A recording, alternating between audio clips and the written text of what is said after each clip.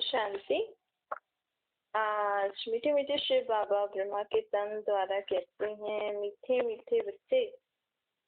बाबा कहते हैं, बच्चे जैसे गुलाब अपनी खुशबू फैलाता है ना, वैसे ही हम आत्माएं भी रूहानी गुलाब है। मतलब आत्मा हमारी गुलाब मुआफिक।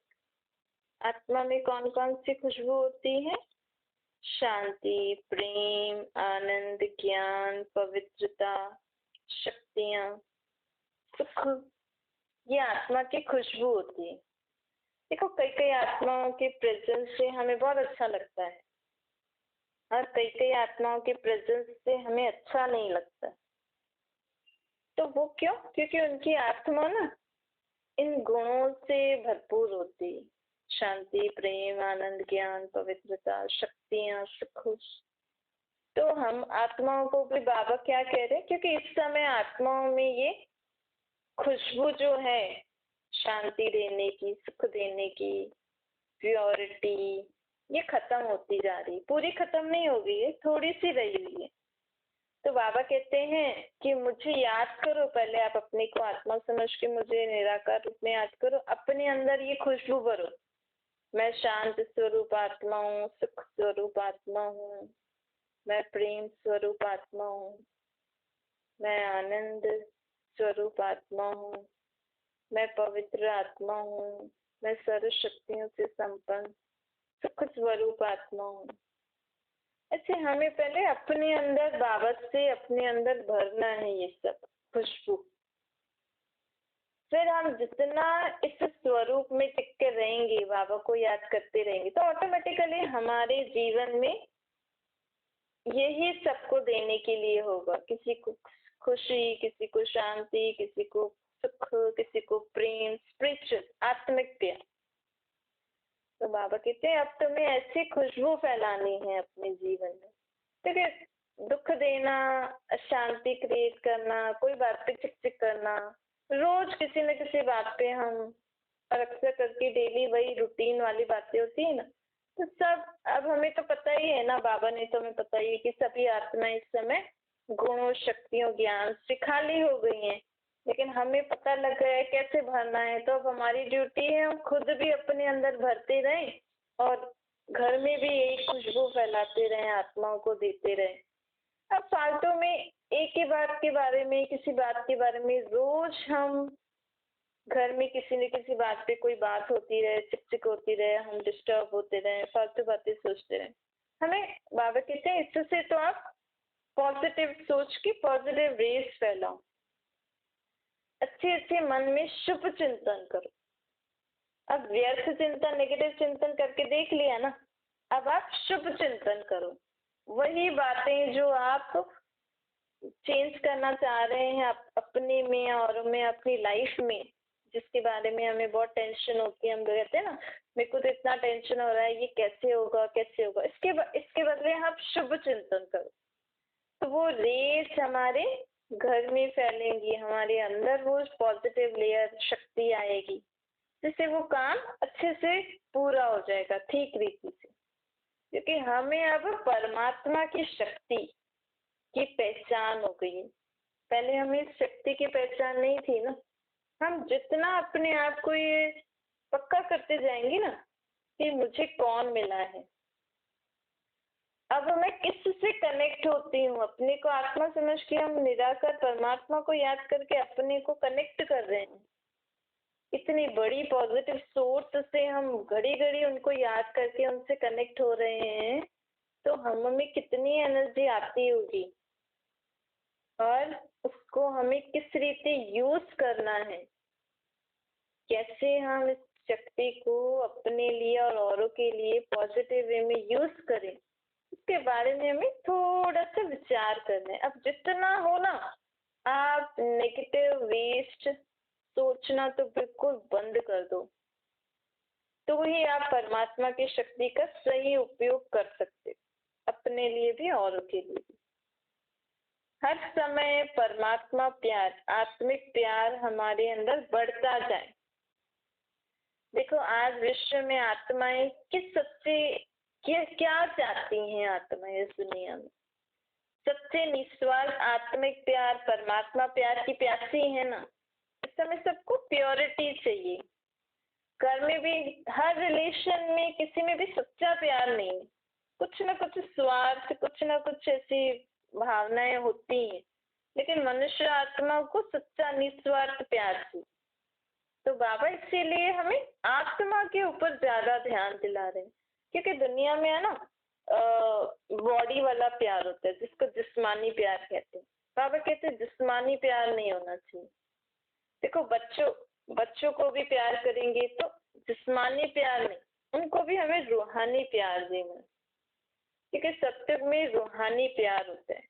बाबा भी देखो, बाबा के पास शरीर नहीं है, लेकिन भगवान को याद करने से प्रेम की महसूसता होती है। स्पेशली लोग कृष्ण को याद करके बोलते हैं, कृष्ण को बहुत प्यार करते हैं उसको, लेकिन मूर्ति वाला प्यार नहीं, ऑटोमेटिकली वो रेस, उसमें स्पिरिचुअल लव, क्योंकि कृष्ण की आत्मा ने परमात्मा को याद करके अपने अंदर आत्मिक प्रेम, परमात्मा प्यार से अपनी आत्मा को प्रेम से, ऐसे तो हर गुण हर शक्ति से उसने भरपूर किया, प्रेम से बहुत, प्रेम वाला गुण बहुत भरपूर किया अपने अंदर। तो आत्मिक प्रेम रखना चाहिए, जिस्मानी प्यार नहीं। और जितना हो ना, हमें एक दूसरे से आत्मिक प्रेम रखना है, और वो हमारे अंदर कब आएगा, जब हम उस परमात्मा प्रेम के सागर, स्नेह के सागर को याद करेंगे। तो बाबा में जैसे, बाबा तो हर गुण हर शक्ति का सागर है ना, आपको जो भी अपनी आत्मा में ज्यादा चाहिए, अगर आपको शांति चाहिए ना ज्यादा, तो आप बाबा को घड़ी घड़ी शांति के सागर के रूप में याद करो, अपने को आत्मा समझ के। अगर आपको खुशी चाहिए ज्यादा, तो आप बाबा को ऐसे याद करो, बाबा मेरा खुशियों का सागर, बाबा मेरा शक्तियों का सागर। अगर आपको शक्तियां चाहिए, अगर आपको प्रेम चाहिए, तो बाबा मेरा प्रेम का सागर है, मेरा है। मेरा किसका है? मुझे आत्मा का बाप है, मुझे आत्मा के बाप प्रेम का सागर है, और मैं और लोगों से नफरत करूं, घृणा करूं, उनको उल्टे सीधे शब्द बोलो, उनको उल्टे सिलते उनके लिए कुछ बातें सोचूं, ऐसा हो सकता है? मेरा बाप प्रेम का सागर है ना, तो हमें भी सबको सच्चा निस्वार्थ आत्मिक प्रेम देना है। बाबा कहते हैं चाहे वो आपको कुछ भी दे, वो आपको उल्टे सुलटे शब्द बोल रहे हैं, गालियां दे रहे हैं, कुछ भी दे रहे हैं, लेकिन मैं तो हूं ही प्रेम के सागर का बच्चा ना, मेरे पास है ही प्रेम, तो मैं उनको कैसे उल्टे सुलटे शब्द बोल सकती हूँ? मुझे आता ही नहीं है वो। ऐसी स्थिति हमें बनानी है। अच्छा, इसको भी हमें ऐसी स्थिति बनानी पड़ती है। बाबा है ना, हमें पढ़ाई पढ़ा रहे हैं, जैसे बच्चों को रोज लेसन पढ़ाते हैं, तो वो प्रैक्टिस करेंगे, घर पे जाके रिवाइज करेंगे, फिर थोड़ा उस टॉपिक को समझेंगे, फिर थोड़ा प्रैक्टिकल भी करके देखते हैं, स्पेशली साइंस में एक्सपेरिमेंट होते हैं। तो बाबा की ये नॉलेज भी ना हमें हर बार एक्सपेरिमेंट करनी है अपनी लाइफ में, प्रैक्टिकल, तभी हमारे अंदर वो धारण हो सकती है। एक बार हुआ, दूसरी बार हुआ, तीसरी बार जरूर होगा, क्योंकि हम थे ऐसे, तभी तो हम ऐसी कामना करते हैं ना भगवान से कि आप हमें सुख शांति प्रेम दो, क्योंकि हम ऐसे थे। तो हम भी प्रेम के सागर, बाप के बच्चे मास्टर प्रेम के सागर थे, स्नेह स्वरूप थे। अब नहीं, अब फिर से बनना है। उसके लिए बाबा ने हमें तरीका तो बता दिया ना, कैसे अपने अंदर प्रेम और स्नेह भरना है। अपने को आत्मा समझो और बाबा को कौन से रूप में याद करो? स्नेह का सागर, प्रेम का सागर। तो बाबा से वो स्नेह और प्रेम की करंट हमारे में आएगी, आत्मा में। जब हमारे में आएगी, हमारे में बढ़ती जाएगी, फिर हमें टेस्ट करना है अपने आप को। देखिए मेरे में स्नेह और प्रेम भरा है या नहीं भरा है। फिर क्या करना है? फिर जैसे आप अपनी दिनचर्या में या किसी से भी मिलते हैं संबंध में, किसी ने आपको कुछ बोल दिया, उस समय अपने आप को चेक करो कि अभी भी मेरे मन में इनके लिए प्रेम आ रहा है या कुछ नेगेटिव विचार आ रहे हैं, कुछ ऐसी फीलिंग आ रही है नेगेटिव, घृणा की, नफरत की या क्रोध की। ऐसा कि प्रेम की फीलिंग आ रही है, कोई बात नहीं है, बोल रहे हैं तो बोलने दो, इसमें भी हम प्रेम की शक्ति भर रहे हैं। तो ऐसे से हमें ना अपने को टेस्ट करना होता है। हम बाबा को तो याद कर रहे हैं, मैं तो बोल रही हूँ मैं शांति के सागर बाप की संतान हूँ। फिर हमें सारा दिन चेक करना है कितना मेरे में शांति आई है, कितना मैं खुश रहती हूँ, कितना मेरा मन शुभ सोचता है, कितना मेरी बुद्धि ठीक रीति काम कर रही है, कितना मैं अपने पास्ट के दुखों को भूली हूँ, कितना मैं अपने जीवन में अचल बन के चल रही हूँ, हलचल नहीं, क्योंकि बाबा की तो यही पढ़ाई है ना।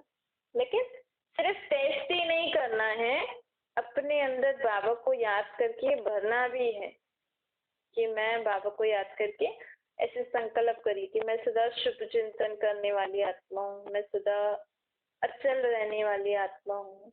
हर घंटे कुछ न कुछ नया सोचते रहोगे ना, तो वो हमें हमारे अंदर भरते रहेंगे। अगर कुछ भी समझ में नहीं आ रहा है तो बाबा बाबा तो बोल सकते हो ना, बाबा को तो याद कर सकते हो ना। हमारे बाबा का रूप निराकार ज्योतिर्बिंदु, वो किसके बाप है? मेरे आत्मा के बाप है। क्योंकि बाबा शब्द में हर गुण, हर शक्ति, हर ज्ञान समाया हुआ है। बाबा कहते हैं चलते फिरते आत्मिक प्यार की वृत्ति, दृष्टि, बोल, संबंध, संपर्क अर्थात कर्म में अनुभव करो। अब हमारी ये नेचुरल नेचर बननी चाहिए, क्योंकि परमात्मा के बाप, परमात्मा बाप के हम बच्चे, क्योंकि बाबा ने ब्रह्मा द्वारा हमें अडॉप्ट किया तो हम ब्राह्मण हो गए। अब हमारी एक नेचुरल वृत्ति हो जानी चाहिए। जैसे नहीं, कई कई फैमिलीज की बोलते ये हमारे खानदान के, हमारी फैमिली के ये रूल्स एंड रेगुलेशन है, हम ऐसे ही करते हैं। अब हम भी बाबा के बच्चे बने हैं, तो एज ए ब्राह्मण, एज ए परमात्मा के बच्चे, हमारी दृष्टि, बोध, संबंध, संपर्क, हर कर्म में हमें क्या धारण करना है? आत्मिक प्यार। तो अभी हमें इसको धारण करना है। जितना हम मन में संकल्प करेंगे ना कि हाँ बाबा मैं करूंगी, आपने बोला है ना, उतना बाबा की मदद भी हमें मिलती है। आप कर्म में आ रहे हो, सुबह सुबह को याद करके, अभी भी अगर आपको और काम करना हो तो याद करना, नहीं तो सुबह सुबह को याद करना, मुझे बाबा ने बोला है मुझे आत्मिक प्यार की वृत्ति, दृष्टि, बोल, कर्म आत्मिक प्यार द्वारा करना है। बाबा चलो हम सबको आत्मिक प्यार से दृष्टि देंगे, बोल बोलेंगे, संबंध में आएंगे, अपनी वृत्ति ऐसी रखेंगे। फिर बाबा को लेके कर्म में आओ, फिर वो देखना अपने आप हमारी वो नेचर बनती जाएंगी। प्यार के सागर बाप ने एक ही प्यार के सागर के रूप, एक ही प्यार के सागर के स्वरूप की अनादि नेचर से अपना बना लिया ना। देखो बाबा कहते हैं जब मैं आया था ऊपर से नीचे ब्रह्मा बाबा के शरीर में, तो मैंने तो देखा आप तो सब अलग अलग नेचर के हो, लेकिन मुझे तो अपना कार्य शुरू करना था ना। तो बाबा हमें अपना पर्सनल वो बता रहे हैं कि मैं प्यार का सागर हूं ना, तो मैंने एक ही इस प्यार को ही लेकर आप सबको इकट्ठा किया। मैंने कभी आप सबकी नेचर नहीं पूछी। आप सब भिन्न भिन्न नेचर वालों को अगर मैं देखता तो फिर आज इतना बाबा का कार्य विस्तार हो पाता? नहीं हो पाता ना। तो बाबा कह रहे मैंने भी अपने कार्य की शुरुआत आत्मिक प्यार से ही करी थी। तुमको मैंने परमात्मा ने तुम्हें प्यार ही तो दिया। पहले ही बाबा आके हमें आत्मा, परमात्मा, सृष्टि चक्र का ज्ञान सुनाते तो हमें थोड़ी समझ में आती, लेकिन बाबा ने पहले बच्चों को प्यार दिया, आत्मा को प्यार दिया। तो आत्मा प्यार से खिंच के, क्योंकि इस दुनिया में सबको निस्वार्थ प्यार चाहिए ना। तो शुरू में जब शिव बाबा ब्रह्मा बाबा के शरीर में आए थे तो आत्मिक प्यार को देख के ही सब बाबा के पास आए थे, और उससे ही फिर इतना आगे बढ़े, फिर ज्ञान की विस्तार हुई। बाबा कहते कभी भी किसी की कमजोर नेचर नहीं देखनी चाहिए, हमें उनको भले दिख रही है ज्ञान रखना है, लेकिन हम उसी कमजोर नेचर से उनमें ये कमजोरी ये कमजोरी ये कमजोरी ऐसे ही देखते रहेंगे ना, तो फिर हम उन उनसे हम ज्यादा रिलेशन रख ही नहीं सकते। फिर हमें वही चीज दिखेगी तो हमें और सब कुछ भूल जाएगा। इससे अच्छा तो उस कमजोरी को साइड में रख दो। बाबा कहते देखो, जैसे आप जाओगे तो बीच बीच में अगर मानो आप गाड़ी में जा रहे हो या पैदल जा रहे हो तो साइड सीन में कभी सुंदर चीज भी आती, कभी गंदी चीज भी आती, गंदगी भी आती, लेकिन पार करना राही का काम है ना। अब हम गंदी चीज को ही देखते चलेंगे तो फिर हमारा सारा रास्ता कैसा होगा, परेशानी वाला, दुखी वाला होगा ना। और गंदगी है, ठीक है, नॉलेज है, हम थोड़ा साइड में होके सुंदर सुंदर चीजें देख के चलेंगे तो फिर हमारा जीवन अच्छा हो जाएगा ना।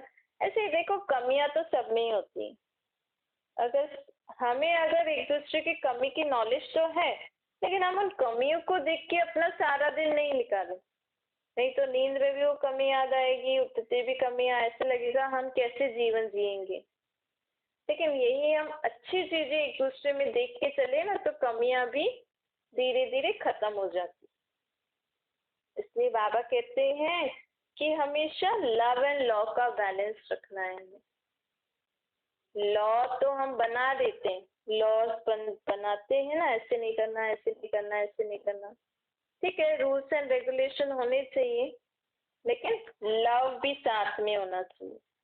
तो लव से क्या होता है, बाबा कहते हैं कभी कभी हम ज्यादा लॉ में आ जाते हैं ना, तो कोई कमजोर आत्मा अपने आप को इतनी जल्दी परिवर्तन नहीं कर पा रही है, अपने आप को वैसा नहीं बना रही है, तो वो दिल शिकस्त हो जाते हैं। फिर उनमें जो क्वालिटीज होती हैं, जो और अच्छी बातें होती है ना, वो भी दब जाती हैं। इसीलिए हमें एक तो हर एक की क्वालिटी से देखो, उनमें बुराइयां हैं ऐसे नहीं, क्वालिटी से उठाओ। एक ना एक क्वालिटी तो सब में ही होती है, तो आप उस क्वालिटी से उठाओगे ना और लॉ के साथ लॉ भी रखोगे, तो आप अपने जीवन में आप जो भी है, चाहे फैमिली है, चाहे बिजनेस है, जो भी है, उसमें बहुत आगे बढ़ सकते हो। आत्मिक प्यार की मूर्ति बनना है। बाबा हमें कहते हैं आत्मिक प्यार की मूर्ति आपको बनना है। आत्मिक प्यार कौन क्या होता है, हर समस्या को हल करने में सहयोगी बनना है। अर्थात किसी में कोई भी प्रॉब्लम है या जीवन में कभी भी कोई प्रॉब्लम आ गई तो उसको हल करने में हमें सहयोगी भी बनना है। इस रीति हमें अपने जीवन में आगे बढ़ना है। सदा अपने आप को ना खुश नसीब समझो। सदा ये सोचो कि इस दुनिया में ना मुझसे बड़ा खुश नसीब और कोई नहीं, क्योंकि हर एक के जीवन में कुछ ना कुछ अच्छी बात होती है जो उसको सबसे ज्यादा ऐसा लगता है कि मेरे में ही है, मैं ही, मुझे ये प्राप्त है। तो सारे विश्व में सबसे बड़े से बड़ा नसीब किसका है? हमेशा समझो मैं खुश नसीब हूँ। जब खुश नसीब है तो सदा खुश ही रहेंगे ना। तो बाबा उनसे पूछते हैं जब भी ऐसी भी कोई भी खुश न रहने वाली बात हो ना, मुझे दे दो, आप सदा खुश रहो। और अपने जीवन में ना व्यर्थ बातों को भगाने का भी सबसे आसान तरीका यही है कि मेरे अंदर कौन सी ऐसी बात है, कौन सी ऐसी गुड क्वालिटी है जिसके कारण मैं दुनिया में सबसे ज्यादा खुश नसीब हूँ, मैं अच्छा हूँ सबसे। हर एक में कोई ना कोई बात होती है, अपने उस भाग्य को सदा याद रखो। तो इससे क्या होगा, व्यर्थ बातें भाग जाएंगी, आपको भगाना नहीं पड़ेगा। हम क्या करते हैं, व्यर्थ बातें जो हमारे जीवन में कमी होती है ना, हम उनको ही सोचते रहते हैं। फिर वो कमी हटे हटे हटे, वो तो जब हटेगी तब हटेगी ना, और हमारा फिर सारा टाइम हमने उन्हीं बातों को सोचते सोचते सोचते साल निकल गया, 2 साल निकल गया, और हमारा जो भाग्य था, हमारे अंदर जो गुड क्वालिटीज थी, हमारे जीवन में जो हम और भी बहुत सारी चीजें कर सकते थे, वो हमने गवा दिया वो टाइम। अब जब तक वो चीज जो हमें चाहिए थी वो हो, तब तक कितना टाइम बीत जाता है ना। इसलिए आप अपनी लाइफ में स्वयं के लिए और किसी के लिए भी जो कुछ भी चाहते हो ना, उसको आपने संकल्प किया ना, आप उस पर भी मेहनत करते रहो। लेकिन इसके साथ आपके जीवन में और भी क्या क्या आपके लाइफ में आप कर सकते हो, उस पर भी हमें ध्यान देना चाहिए। एक ही चीज के पीछे पीछे नहीं पड़ जाना चाहिए। क्योंकि बाबा हमें कहते हैं जैसे छोटा बच्चा होता है, अब छोटे बच्चे ने माँ बाप से कोई चीज मांगी, अब ऐसा तो नहीं कि वो जब तक चीज नहीं आएगी तब तक बच्चा और कुछ नहीं करेगा। माँ बाप ने बोल दिया मैं चीज ले आऊंगा, जब भी ले आए, जब भी समय आएगा तब लेके दे देंगे ना उसको। तो तब तक वो कुछ ना कुछ और भी करता रहेगा, किसी और चीज से खेलता जाएगा, कुछ और खा लेगा। ऐसे ही हमने कोई संकल्प किया है, हमने कोई प्रे करी है गॉड से, हमने कुछ भी मन में विचार किया है, प्रार्थना की है, तो उसको प्रैक्टिकल होने में समय तो लगता है ना। इसका मतलब ये थोड़ी जब तक नहीं होगा तब तक मैं बस और कुछ करूंगी ही नहीं, बस उसके बारे में ही सोचती रहूंगी, ये तो वेस्ट ऑफ टाइम हो गया ना। ये तो जैसे तो छोटे बच्चे जिद करते हैं वैसे बड़े बच्चे भगवान के साथ जिद कर रहे हैं कि नहीं आप तो अभी करो, या अपने रिलेटिव जिससे भी। तो हमें थोड़ा पेशेंस, और हमारी लाइफ में और क्या क्या चीजें हम कर सकते हैं, हमेशा कुछ ना कुछ नया करते रहोगे ना, तो जो चीजें आप चाहते हो वो भी हो जाएंगी और कुछ नया भी हो जाएगा। इससे हम सदा अपनी लाइफ में खुश रहेंगे, बिजी रहेंगे, और बिजी रहेंगे तो हमारा शरीर भी सदा स्वस्थ रहेगा। आप फालतू बातें सोचेंगे तो आपकी शरीर में भी तकलीफ होगी। अब बाबा कहते हैं व्यर्थ समय नहीं गवाओ, व्यर्थ गवाने में इकोनॉमी करो, अपने समय को बचाओ, अच्छे कार्य में लगाओ, फालतू बातें सोच के अपना समय वेस्ट नहीं करो। बहुत वैल्यूबल समय है, और अभी का तो बहुत वैल्यूबल समय, एक एक सेकंड का बड़ा महत्व है। क्यों? क्योंकि अभी डायरेक्ट बाप हमारा भाग्य बनाने आए हैं, हमें बाबा अपॉर्चुनिटी दे रहे हैं। बाबा ने हमें अपॉर्चुनिटी दी है ना आगे की दुनिया में जाने के लिए, अभी जो नेक्स्ट युग आएगा। और बाबा कहते हैं सत्य त्रेता तो ठीक है, लेकिन आपके लिए आगे के लिए द्वापर कलयुग के लिए भी बाबा ने हमें बहुत सारी अपॉर्चुनिटीज दी। अभी परमात्मा का ज्ञान हम समझेंगे, सुनेंगे, उनकी हर एक बात को विचार करेंगे तो हमारी बुद्धि कितनी विशाल हो जाएगी, और यही विशाल बुद्धि हमारे द्वापर कलयुग में भी काम आती। देखो आज हम जो हैं, हम बाकी लोगों से तो बहुत अच्छे हैं ना, भले बाबा कहते हैं आप बहुत दुखी हो गए हो, बहुत कंगाल हो गए हो, लेकिन दुनिया में जैसे लोग हैं, जैसी परिस्थितियां चल रही हैं, उनसे तो हम काफी ठीक हैं, अच्छे हैं। क्यों? क्योंकि हमने 5000 साल पहले भी बाबा की इसी अपॉर्चुनिटी को यूज करके अपने आप को, अपनी आत्मा को हमने इतना लायक बनाया कि अभी भी हम ठीक रीति चल रहे हैं। ज्ञान से पहले भी चलते थे। तो अब बाबा कहते हैं अब फिर से इस समय को पहचानो, एक एक सेकंड का बड़ा महत्व है। सेकंड नहीं जाता, हम तो सोचते कोई बात नहीं, थोड़ा समय तो चला गया, अब मैं नहीं दुखी होंगी, नहीं परेशान होंगी, नहीं होंगी। लेकिन बाबा कहते हैं सेकंड, बाबा तो सेकंड की बात करते हैं, हम तो घंटों, दिनों, हफ्तों, महीनों तक, सालों तक लोग दुखी रहते हैं। पर परमात्मा की बुद्धि देखो, बाबा का विजन देखो, सेकंड। बाबा कहते हैं आप सेकंड नहीं गवाते हो, बहुत समय चला जाता है। और अभी का ये जो समय है, जो हम आत्माएं बाबा से कनेक्ट होके अपने आप को शक्तिशाली बना सकते हैं, ये समय फिर नहीं आएगा। फिर हमें द्वापर में भक्ति मार्ग में लोग कितनी मेहनत करते हैं। आज लोगों को विघ्नों को विनाश करना है तो गणेश को पूज रहे हैं, महावीर बनना है तो हनुमान को पूज रहे हैं, संतुष्टता का गुण शक्ति धारण करनी है तो संतोषी देवी, शीतला देवी, काली देवी, कितनी सारी भक्ति, वेराइटी टाइप ऑफ व्रत, वेराइटी टाइप ऑफ मेहनत, वेराइटी टाइप ऑफ खर्चे, नहीं। और यहाँ हमें संतुष्ट चाहिए तो मैं आत्मा परमात्मा की संतुष्ट आत्मा हूँ, बस बैठ जाओ अपने को आत्मा समझ के बाबा को याद करके। संतुष्टता की किरणें मुझ आत्मा में आ रही हैं, बस हो गई ना प्राप्ति। अगर महावीर बनना है, निर्भय बनना है तो हनुमान चालीसा, हनुमान जी के मंदिर जाने की दरकार थोड़ी है अभी। बस मैं आत्मा उस शक्तिशाली बाप की संतान, निर्भय आत्मा हूँ, शक्तिशाली आत्मा हूँ, शीतल आत्मा हूँ, शांत आत्मा हूँ, सुखी आत्मा हूँ। देखो, लोग सुखमनी का पाठ करते हैं, सिख लोग करते हैं ना, हर धर्म में कुछ ना कुछ करते हैं। इतना 1 घंटा पढ़ेंगे लेकिन उसमें से अर्थ कुछ समझ में नहीं आएगा, बस सुखमनी का पाठ करो सुख आएगा। लेकिन अर्थ तो समझे, सुख कैसे आएगा?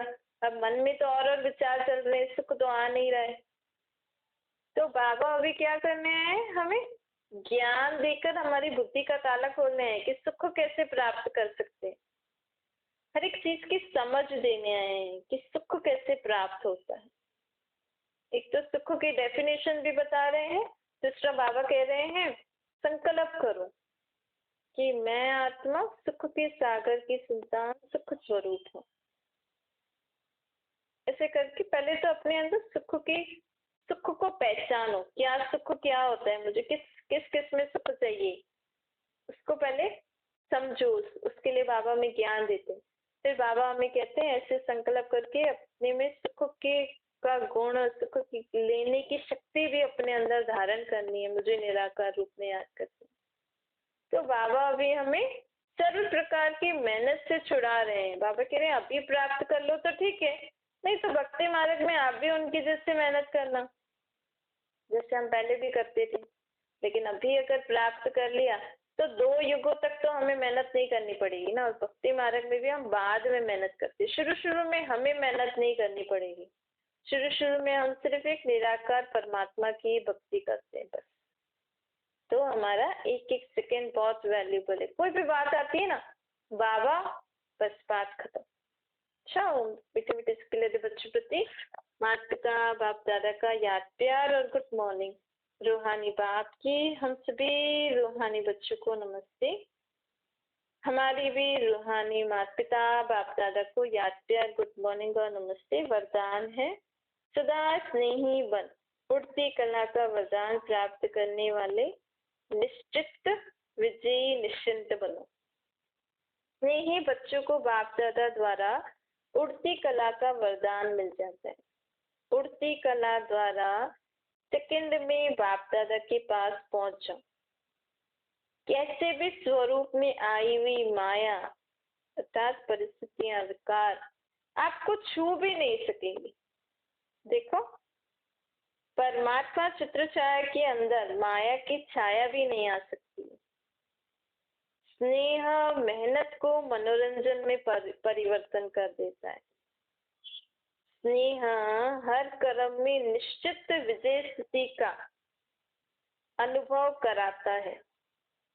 स्नेही बच्चे हर समय निश्चिंत रहते हैं।